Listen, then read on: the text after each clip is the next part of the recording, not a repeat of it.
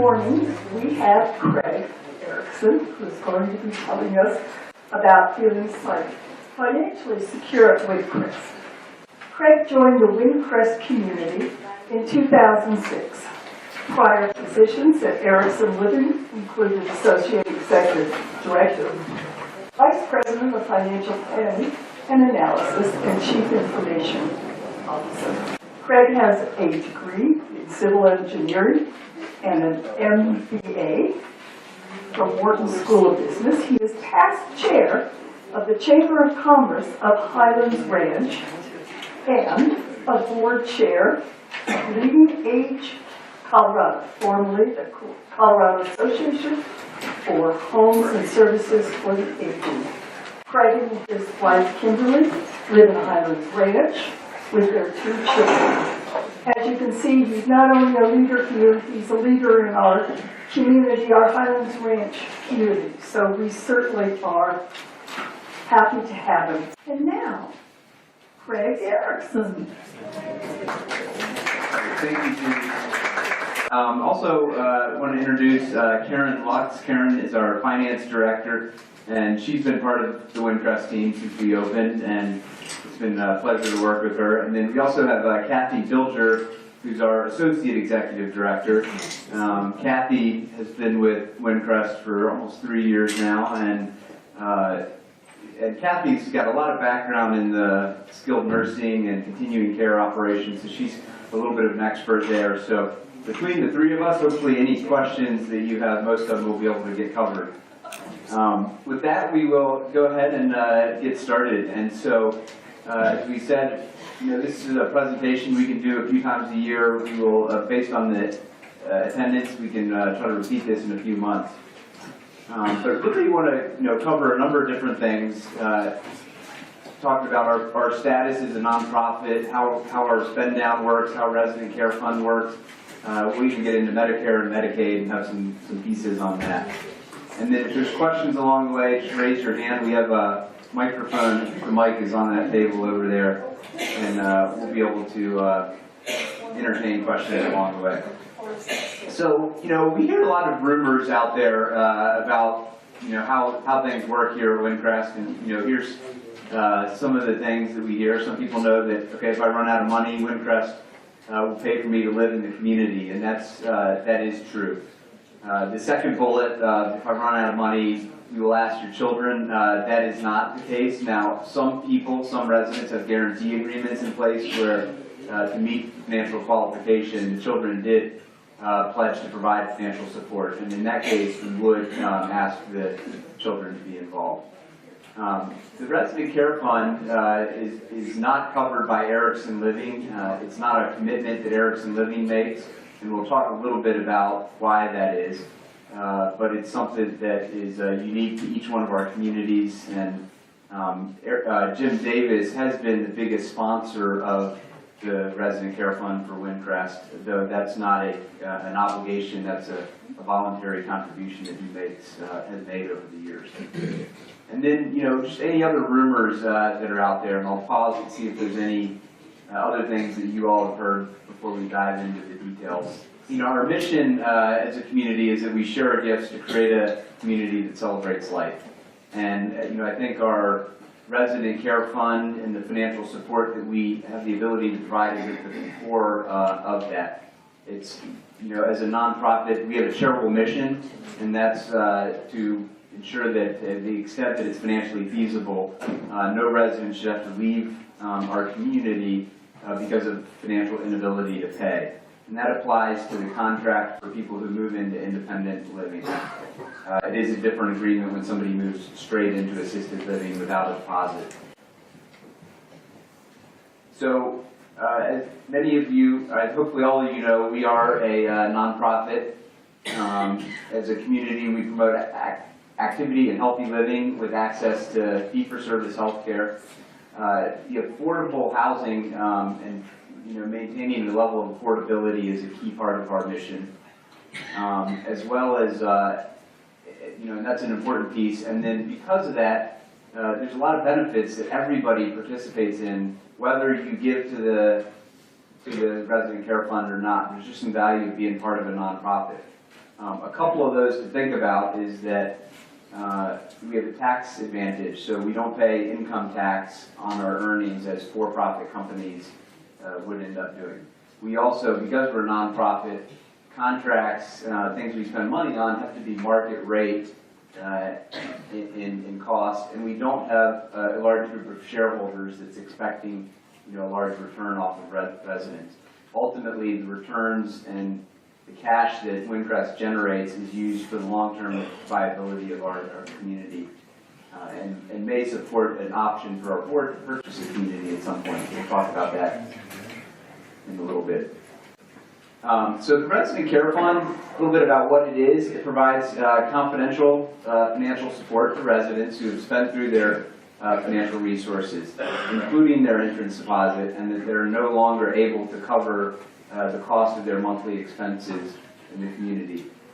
To qualify for the fund, residents have to basically demonstrate that their resources have been exhausted appropriately and that they meet the eligibility criteria. So when residents move in, you disclose information about your financial status. When somebody comes to us to talk about spend down or resident care, the first step we look at is, does it make sense why this person has spent through their money? And we can get a sense of what costs have been over the years that you've been at Windcrest to just make sure that it does make sense. The Resident Care Fund is set up, every one of our communities that's a nonprofit has a Resident Care Fund. One of our properties, you may know, Erickson Living, our management company, acquired, and that community does not have a Resident Care Fund. They're a for-profit community. But their structure, they still make that Home for Life commitment. Fundraising that we do comes from a variety of different ways. We have a philanthropy committee. Would ask anybody who's part of the philanthropy committee to please raise your hand so we can recognize you. And thank you for what you do supporting a lot of the different fund drives that go on here at Windcrest. And then the actual money that we get comes from a variety of different sources. We have vendors that contribute, we have residents who contribute, employees who donate, and then, as we've talked about, Jim Davis, even our board members contribute to the Resident Care Fund. And then, each nonprofit, as we said, is separate, so we don't commingle funds between communities. Our fund exists just to support Windcrest residents. So the question of why doesn't Erickson Living make that promise, there's a couple reasons. And so, one important one is that Erickson Living just has a contractual relationship with Windcrest. The Windcrest board has chosen Erickson Living to be the management company. And so Erickson Living doesn't have any guarantees itself that it's going to be managing the business. And so that's a part of the reason why Erickson Living wouldn't turn around to make that commitment. It's also important to know that if the Resident Care Fund ever does not have enough money, that we have to find other sources to try to meet that mission. We haven't had to do that obviously here, but some of our communities have, and that's where having reserves in place becomes important. I don't think any of our communities have had long-term needs of supplementing the Resident Care Fund. It's just been short-term periods where there's been a spike in usage. Without the Resident Care Fund, people would worry that something unexpected and traumatic might happen, and what that would mean to them or their family. So a couple of details about how all this works. You all know there's an approval process prior to moving in during the pre-residency interview, which we now call the pre-residency meeting. We talk about how somebody's doing, but there's a financial qualification that's part of that. Everyone should have filled that out for us. After moving in, we know that, as we've seen, our healthcare costs often increase faster than our income. And on a true percentage basis, that's true, but it's also true because as our residents age, services end up being higher, and a lot of residents need home support and assisted living, and the cost of stepping up those levels of care is dramatic relative to the small increases that Social Security or other investments may generate each year.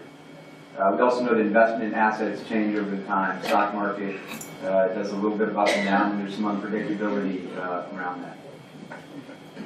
So the first step is when somebody is is struggling because of those reasons, and they're starting to have a financial challenge, what we ask is that when you're down to about $50,000 in total liquid assets, outside, in addition to the interest deposit, that's when a good time to set up an appointment would be.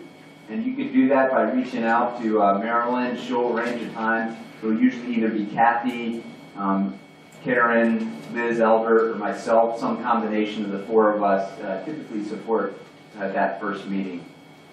And when we're doing that first meeting, we're just trying to get a big picture, looking at where assets are. We're trying to understand expenses, and then we give people a worksheet to fill out that helps understand what are your expenses outside of Windcrest.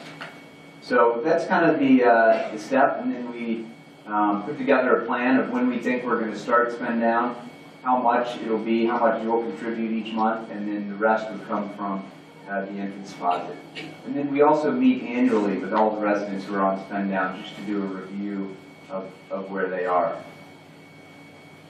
So this is a real simplified diagram showing how it works in order. And so as part of our residence and care agreement, the expectation is that people start with their personal assets first. After they've spent through their personal assets and stocks, bonds, investments, things like that, that's when spend down becomes available. And after spend down, as we get toward the end of spend down, that's when the resident care fund kicks in place. And in some cases, we'll talk about Medicaid may as well.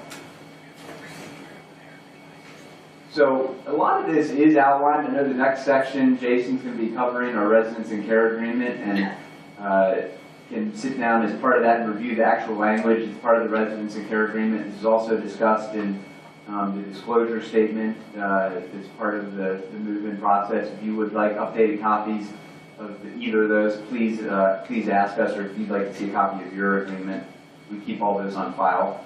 And then our refund form is also a big part of that. That the refund form specifies who your deposit is going to go back to. That can be changed over time. If there's two residents, we want a signature from both of you, but a lot of residents will change their refund for various reasons along the way. But obviously, spend down will impact the amount that a family member would get back from that. Other forms that a number of residents have, as we talked about, is guarantee agreement. So if somebody does not meet financial criteria, a family member, a friend, or somebody else can pledge to provide financial support, either in the form of monthly contributions or a one-time contribution, so that somebody does qualify. So for some residents, those guarantee agreements are part of the documents as well. So if you'd like to just review high-level information about costs, and as we said, depending on healthcare needs, somebody's costs may go up, and this will give you a sense of what it could look like depending on what somebody needs. And so we know our independent living apartments actually range up to a little over $3,000 a month, but these are the ranges. 30 can be in the $25,000 to $30,000 a year if somebody is paying Windcrest for a single person. Home care, both at Windcrest and outside agencies, it ranges. Often, if somebody is doing 24 hours of care, the hourly rate goes down. But you can see those numbers at 4 hours a day, somebody would be looking at $33,000 a year. If you're on 24 hours a day home care, that can cost as much as $175,000 a year. So that's one of the most expensive ways of receiving care in one of our communities. Assisted living and memory care, you can see range from $70,000 to almost $90,000 a year.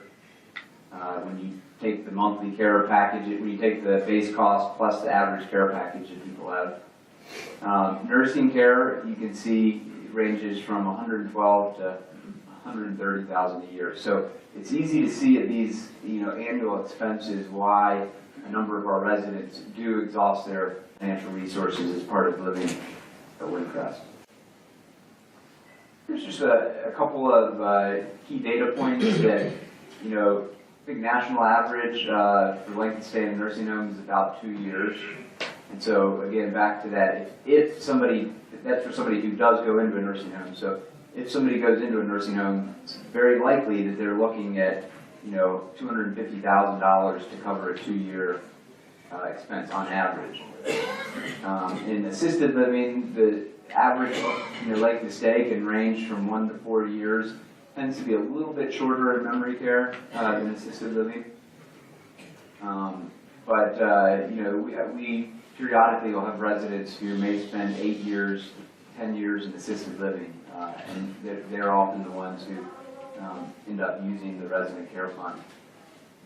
So, got sort of a mix of data on this slide, and we pulled 2 of our more established communities, and for them, their data really goes back to 2013. So, haven't updated this recently, but just shows you that in 2013, Oakcrest, which was a 20-year-old property, had about 36 residents that were on spend down.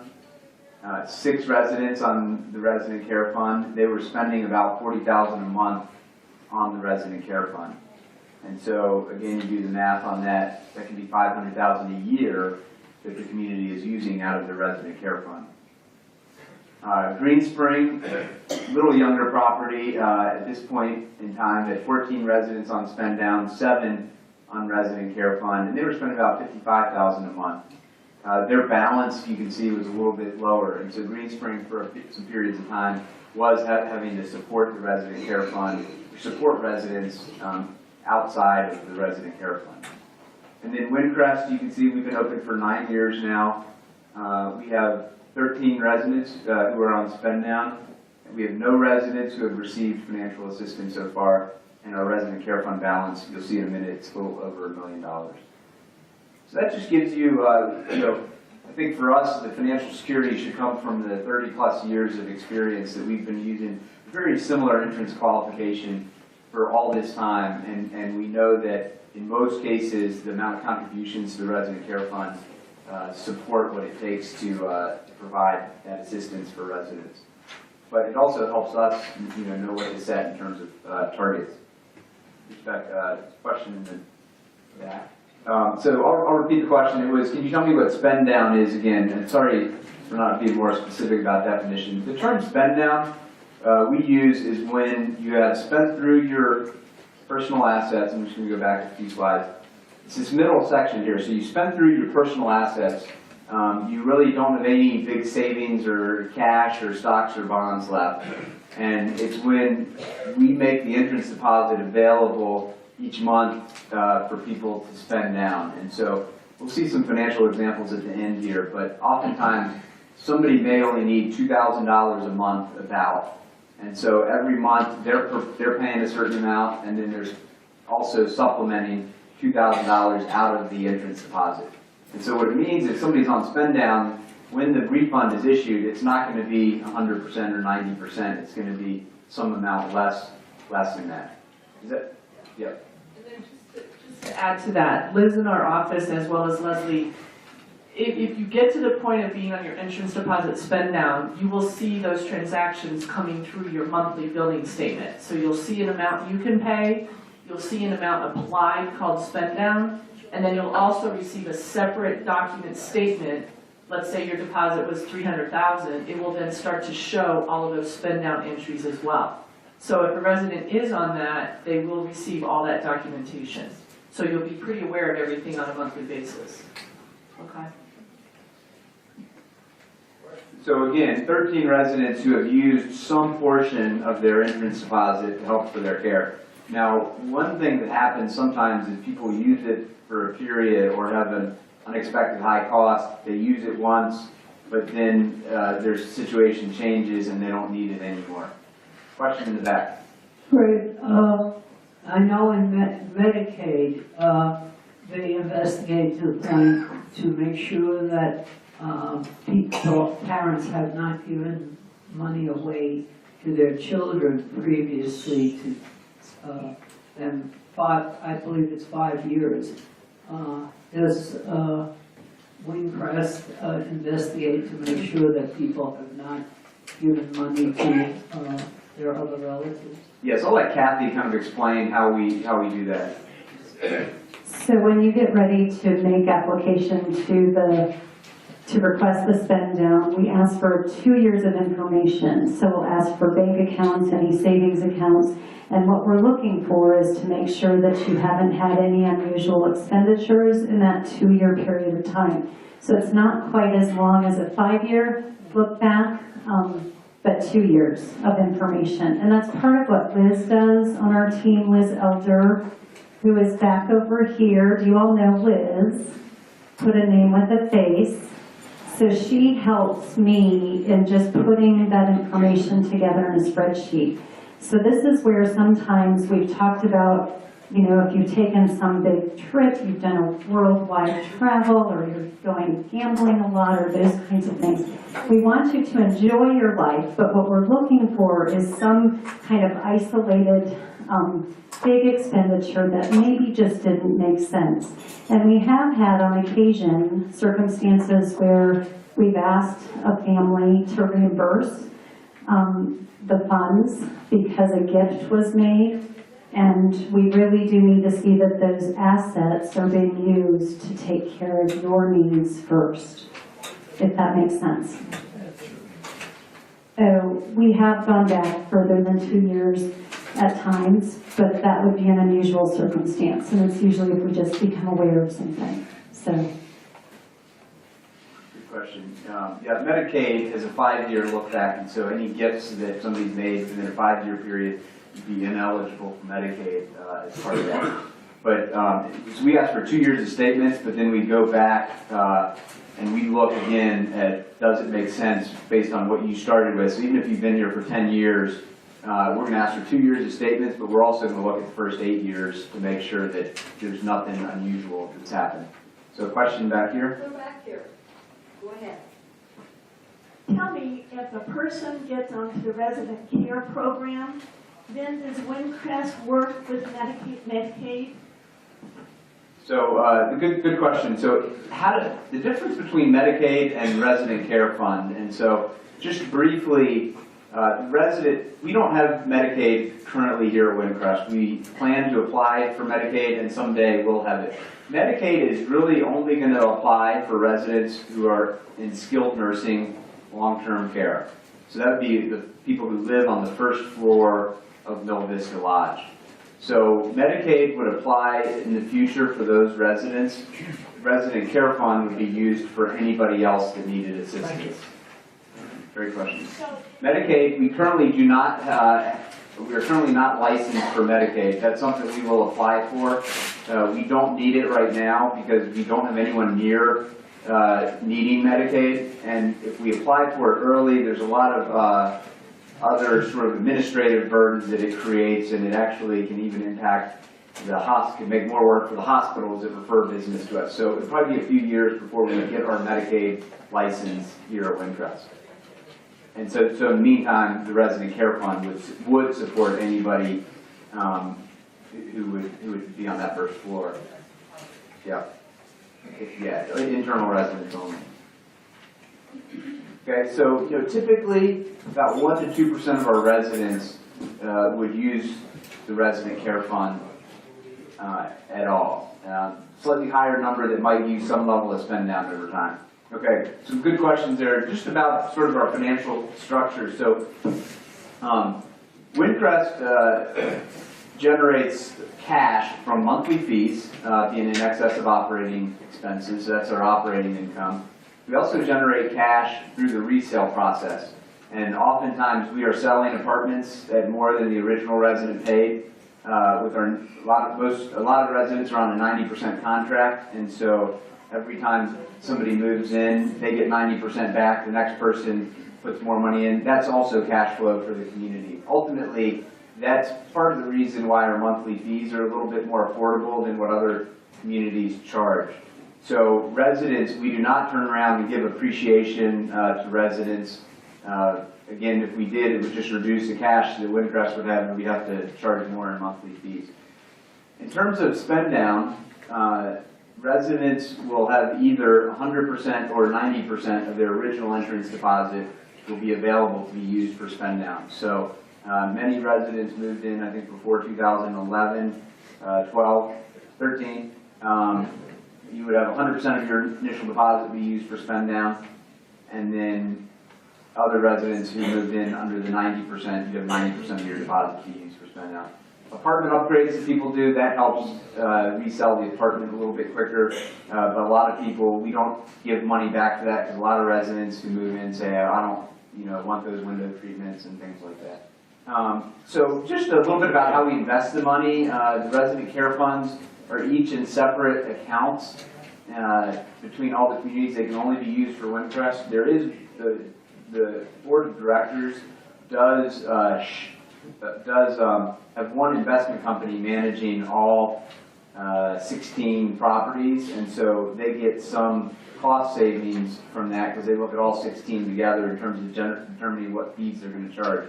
But the monies themselves are separate and separately tracked, both coming in and going out. The Windcrest board oversees that, and they've just determined that the funds should be invested primarily in short-term fixed income that'll create an optimal return without creating much risk for the community. So as of this month, we have $1,350,000 in the resident care fund account. As we said, 13 residents are on some level of spend down or have used it at least once. We don't have any residents currently using the resident care fund, and so far in our community history, nobody has used it. When we looked at other communities that have used it, people on average have spent about 11 years in the campus living there privately paying before needing resident care fund. And so that helps explain why, being at only 9 years, we still haven't had somebody use it yet. I want to touch on, from a philanthropy standpoint, there's, in addition to the resident care fund, we also raise money each year for our scholars campaign. It's an important part of what makes it possible to attract our high school students and to try to keep them here. Especially with what little influence their parents may have on their career decisions, that $6,000 or $4,000 towards college can really mean a lot. We do that in the spring, typically leading up to graduation. The Resident Care Fund campaign tends to be a little bit of a summer focus, and then toward the end of the year is when we do our Staff Appreciation Fund. I've had people say, why don't we just put all these in the monthly fee? And that, certainly could have been something that we did. It ultimately would make the cost of living here a little bit higher, and I think it would, impact the community in some negative ways we can talk about in a little bit. In terms of specific fundraising that we do for our resident care fund, we have the annual campaign that we talked about in the summer. We have a lot of sort of different events that we do. And then we get donations on a regular basis from the Treasure Chest. We'd like to thank them. I know some other clubs, I think the Women's Group has donated to the Resident Care Fund. We get quite a few donations from memorial contributions, and I see this more and more where somebody will say, in lieu of flowers, please consider donations to the Resident Care Fund or something else. We have residents who donate a portion of their entrance deposit, and so we have a group of yet to be received amounts that we expect to collect at some point in the future. A lot of people make one-time gifts. Other ways of giving, anyone uses donor-advised funds. I know some residents give through a donor-advised fund, where if you're going to have a high tax situation in 1 year, you can donate to the fund, and then over a period of years, donate from this fund into the Windcrest Resident Care Fund. So there's a lot of different ways of contributing, and at some point we may look at even charitable gift annuities, which is another way to do that. As we look at different opportunities, we talked about we do a letter each summer, kind of summarizing what our goals are. We send that to vendors as well who work with us, and then we've kind of talked about all these other different sources of regular donations that come in. And I've heard a lot of residents say that giving on a monthly basis can be one of the easiest, least painful ways of giving, and we do allow that automatically through the monthly statement. just, we also periodically can have some tribute gifts, legacy gifts as part of planned giving. And this is really what Carla and Craig Ellsworth are supporting through our philanthropy. And so if any of you have an interest in, thinking about a legacy gift as part of that, just would strongly encourage you to reach out to Craig and Carla as part of that. It's as simple as making a percentage of the refund to support one of those funds. You can even just stop down in administration and we can give you a form to do that with. We see trusts as another area that people are providing that through. So just, we now get ready to open it up for questions, and we do have one example that we can look at. I'd like to think about what the community would look and feel like if we didn't have a resident care fund. And so maybe just for a minute, any thoughts that anybody would like to share about that what it would be like if we not have a resident care fund or if we weren't a nonprofit community? I think especially in a stock market like we have today, you have the fear of going down, approaching zero. You don't want to go in that direction. Having a resident care fund means that you have a backup in case things go wrong. I believe in contributing to the resident care fund on a monthly basis because it's painless and because it's not a one-time situation. I also believe in putting set aside a certain amount of the refund that our heirs would get otherwise to the resident care fund. That makes me feel good that I'm contributing to a group that has sustained my life with friends and food and shelter, all of which I do not take for granted for 1 minute. And I thank you for running this place.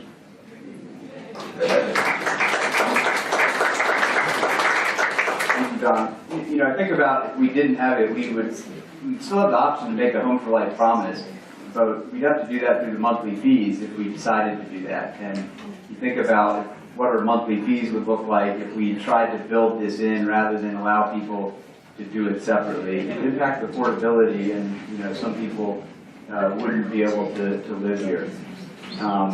Previous years we were doing this, somebody said it's hard enough when we lose residents because they pass away. Imagine if some of our neighbors suddenly weren't here and we found out it was because they ran out of money, and had to leave. And so you think about those types of scenarios, and just for me, how important it is that we're able to keep that. You touched on not having to worry, because we don't know. When people come in here at the age of 70, 75, we don't know who it's going to be who's going to spend that long period of time in assisted living or skilled nursing, and there's no way to know in advance. And so I think that reassurance that if we end up being that person, that we're going to be able to stay here becomes important. It's not a question, it's a comment. One of the things that keeps me here is, and maybe it's my own rationalization, is that resident care fund to me is my long-term disability insurance. Or if I had to go into a nursing home, I'd be paying a pretty high insurance premium to keep that capability. Here, I know I've got to spend all my savings first, but at least I know I can go there. Yeah, and I appreciate you saying that. There is a lot of similarities for a resident care fund and to long-term care insurance. And I think about that. People ask me, should I buy long-term care insurance? I would say if you don't have it today, it's probably not a point in buying it. If you've been paying a policy for years before you moved into Windcrest, at that point there's a good chance you'll end up using more than you're putting in the future. So I'd probably keep a policy, if you have one, and it can provide some asset preservation, for heirs and things like that. But it is a lot like long-term care insurance. Yeah. Question in the back. Yes, you come from a community where there's a real strong hospice facility. Is there any relationship here with short-term care for hospice? So good question. We don't operate our own. Some of our communities have set up their own hospice companies. We have a couple that we work with that have been particularly strong. I think Denver Hospice, Suncrest, those are some. We can really work with any. One of the things I would say, it's always interesting, I know a lot of hospice organizations are nonprofit, but you know, it surprises me sometimes when we see somebody live at Windcrest for 10 years and you know, end up asking the family donate to the hospice organization, you know, that supported them in the final, you know, couple months, but not mention Windcrest. And you know, part of that may be that you know, families don't really think of us as, you know, a nonprofit, or that your children don't understand you know, how the resident care fund works. So, you know, we also encourage you to, you know, have these conversations with family, because, you know, that's always tough for me when I feel like, you know, I watch somebody who's been here for a long time, you know, benefited from our home support and all the great things that go on in the community, but all the charitable support goes to, you know, an outside company that did support that person at a very important time. But it just, you know, would encourage people to think about Windcrest as well. Yes. If you might be aware of the fact that Carrie Adamski will be willing to look at your long-term care insurance policy to evaluate it from her standpoint and give you information concerning whether it's a good idea to keep it and or what to do. Just a point of information. It's a great point. Carrie is our Erickson Advantage Health Information Manager. Let's get her title. But anyway, her focus is on Erickson Advantage, and she supports the billing as well as the member service. She knows a lot about insurance, and she's a resource that even if you're not an Erickson Advantage member and want somebody to take a look at your policy and give you some advice, she can do that. The long-term care policies are complicated. They continue to change. You know, some of them have become more flexible and allow support in home, you know, will provide reimbursement for home support and not require somebody to be in assisted living. Some will only cover assisted living, skilled nursing. Others will only cover skilled nursing. So they're all really unique. The whole process can be complicated, but yeah, Carrie Adamski is a great resource if you've got some questions or just want somebody to take a look at your policy. I understand your 1.3 million in the fund is being handled by financial advisors, Erickson, and in short-term, low risk. I'm just curious, what sort of return are they able to get? What did they get last year? Well, yeah, it's in the annual report. I could probably run down and look at it, but there is a whole section in our annual report that will come out here in a couple months for you as well. I want to say past, it's been anywhere from 2 to 5%. That report also gets presented to the RAC Advisory Council as well on a quarterly basis. So we try to put as much as we can from the Scholars Fund and the RCF into those investment accounts. Off the top of my head, I feel like, unless Liz knows it, we just looked at the report the other day. I want to say maybe $10,000 went in this year, or just that fund over time. So maybe that year-to-date interest amount was a little higher than the 3 to 5, but on average, it kind of looks like that, because it will go up and down, as everyone knows, with some of that investment. But we do our best to get as much into it to accumulate. And I think, you know, the reason the board doesn't put it all into equities when you see communities spending $400,000, $500,000 a year, it is needs to be short term. Even though the returns might be less, you've got a short term sort of potential use and horizon. So the question was, are any of the funds tax deductible? And yes, the resident care fund is tax deductible. The scholarship fund is tax deductible. The staff appreciation is not. We've asked the IRS about that, and they consider that to be taxable wages, and you know, don't really know all the complexities about that. But I know the staff appreciation is not. Just so everybody does know too, I don't think Carla's here, but the Scholars Fund is created as a tax deduction because when those checks are issued, they go directly to the college or university. So they're not handed to those students. We go through the process, and Carla manages all that to get those directly distributed to that university or college. Okay, so one more repeat. Scholarship fund is tax deductible, the resident care fund is tax deductible, the staff appreciation is not. For those tax deductible items, do you send out statements? Yep. 1099 type thing? Yeah, we're probably a couple days away. Usually by the end of January, we get them out and we summarize what you've given to each fund, and it's in the standard format explaining that no goods and services have been received as part of this. So those should be coming out probably any day now. Do you know, Andy? It should be within a week or so. About a week or two, okay. All right, so we do have an example we can walk through. I did want to, just share this quote, but we get a lot of neat feedback from people. This is from somebody who's another resident from a campus that just, talks about how much, they appreciate, again, knowing that their neighbors will be supported, and that, that's part of why they give each year to the Resident Care Fund. Not having to worry about ourselves as well as not having to worry about others. So a lot of numbers up here, but just going to kind of walk through this briefly. And so this would be an example of a single person who might at some point need the Resident Care Fund. And it just shows you what the likely needs are. So you see somebody moves in with a deposit of $310,000, other assets of $230,000. So it's a little over $500,000 total. Their income through Social Security and investments, pensions would be $3,500 a month. Their monthly fee on their apartment might be about $2,000. So every month they're writing a $2,000 check to Windcrest.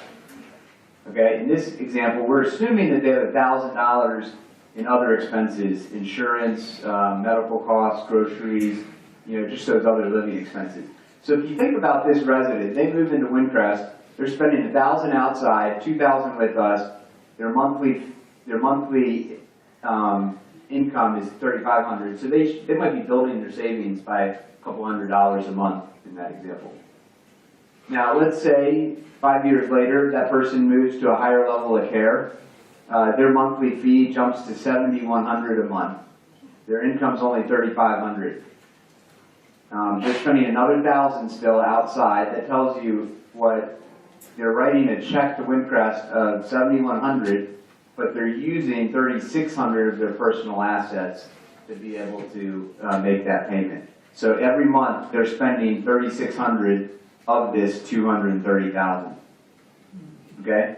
So using those numbers and that rate, what it would say is that they would spend through that $230,000 in the year 2021. So they would start spend down in that year.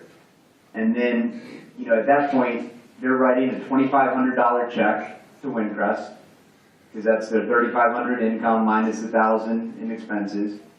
And the rest of it is coming from spend down, so $4,600 a month of the spend down.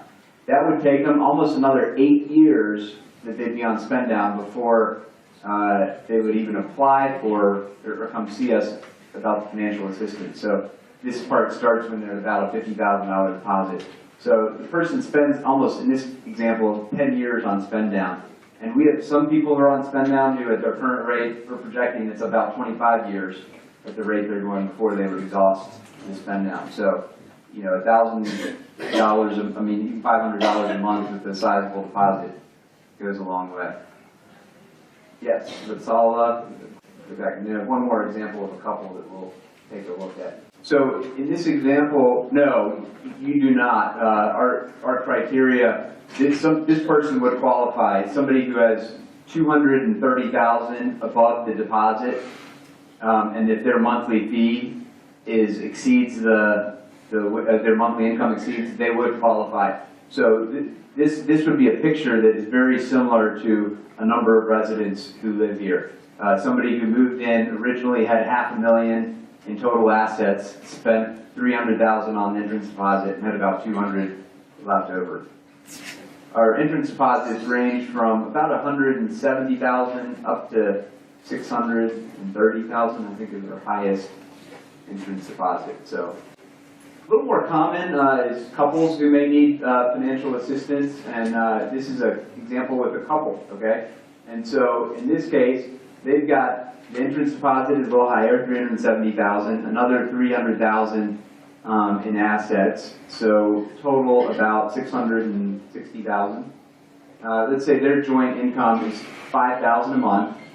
Their monthly fee, including the second person, let's say it's 3,100, so 2,200 plus the second person fee. Every month they're writing a check to Windcrest for 3,100. In this example, it assumes their monthly expenses are a little higher, $1,200 a month, as opposed to the other example.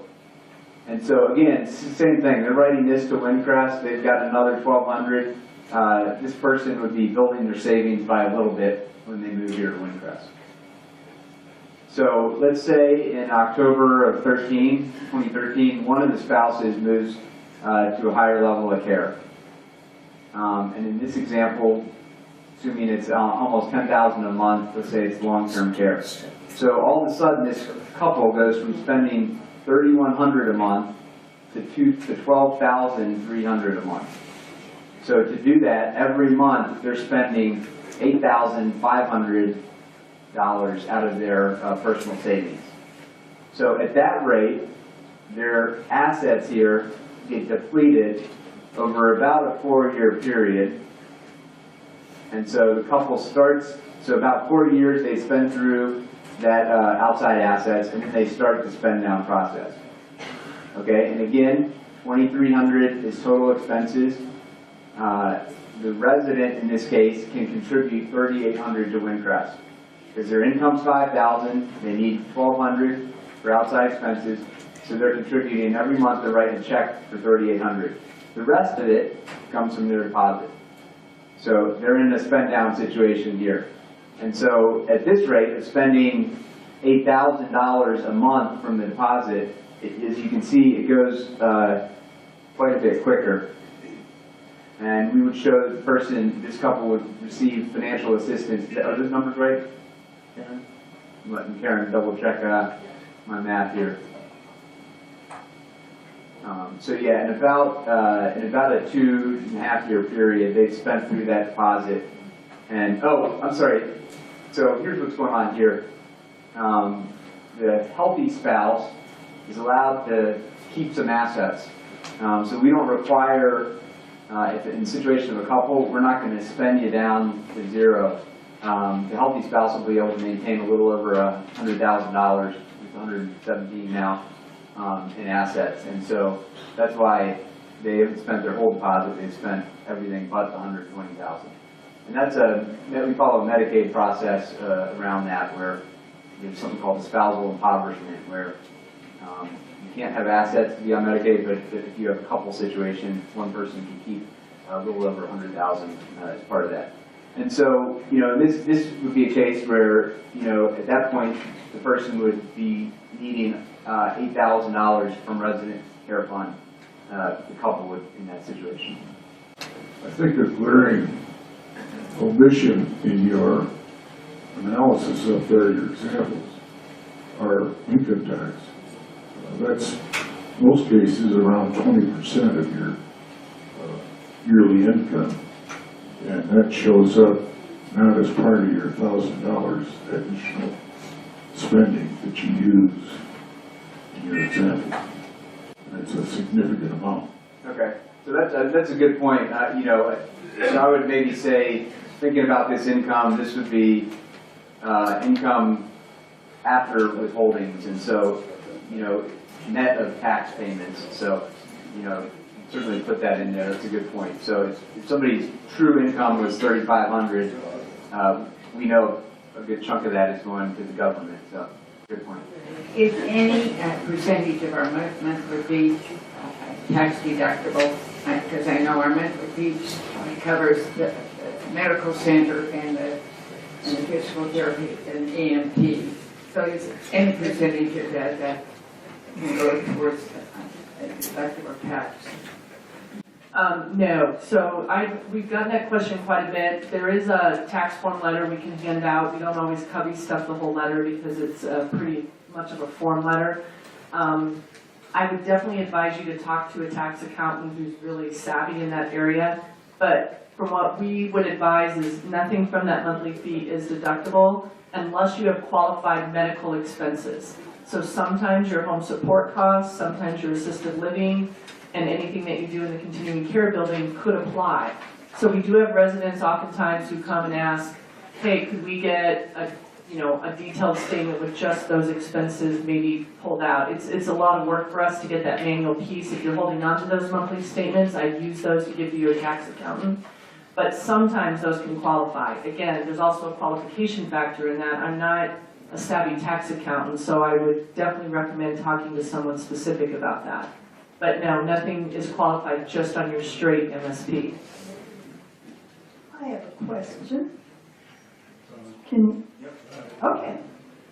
If someone is in spend down, and does Windcrest have any requirements, like if you have an apartment that's bigger than what, quote, you may need to leave your apartment, go someplace smaller, or, yeah. Yep, we have a basement, an apartment with no windows.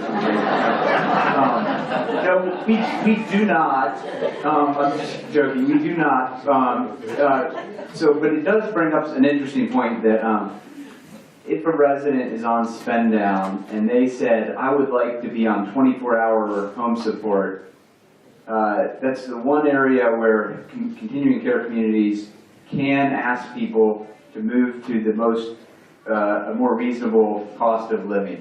We wouldn't just ask somebody to go to a smaller apartment. Now, if somebody wants to, we may facilitate that. Jason may say, I've got 20 people on the wait list for their apartment.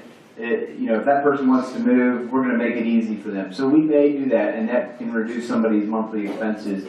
It also benefits the community, especially if a couple moves into that apartment and there's a single person. But no, we would not require somebody to downsize.